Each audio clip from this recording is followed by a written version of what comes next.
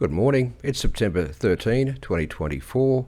We're critiquing the news, and the article on our screen is titled Never Ending Story for Facility. It refers to the mental health facility attached to the Cairns Pace Hospital, which started off as, from memory, it was an old Queenslander back in the day, and then it was replaced with some demountables and then a fairly low concrete building. It's always been a generation or two behind the demand, and that's pretty much what you'd come to expect from a government that's 1,600 kilometres away and entirely focused on Brisbane, and that applies whether it's either the Labor or Liberal Party.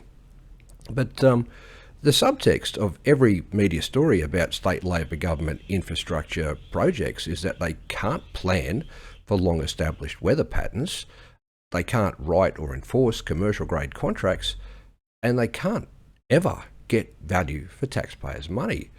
Now, amongst the reasons for the incredible blowout, a 31-month blowout in construction time on this project is the COVID pandemic. But that's patently ridiculous because COVID's mortality rate is suspiciously similar to that of every other flu, and the hysteria was driven by governments, and the lockdowns were forced by governments.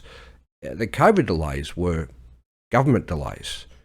So you can't blame a disease for what governments did, but yeah, they do. Now, another reason that they've attributed for this incredible set of delays is rain and cyclones. Well, blaming rain and cyclones in the wet tropic cyclone belt is just another weak excuse. How did planners fail to allow for rain delays? Cyclone Jasper didn't come anywhere near Cairns, and the flooding wasn't as bad as we saw in the 1970s, despite all the reinventions of history that had us all rolling our eyes, everyone that's been here for a while anyway.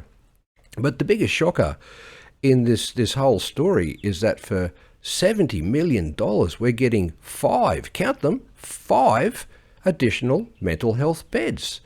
With the stresses created by state and federal Labor and Liberal governments with their contrived COVID crisis, their immigration-caused housing crisis, their war on our food and energy supplies that has created unwarranted inflation, and their never-ending climate psyop, they're creating a perfect storm of mental health issues for those susceptible to psyops.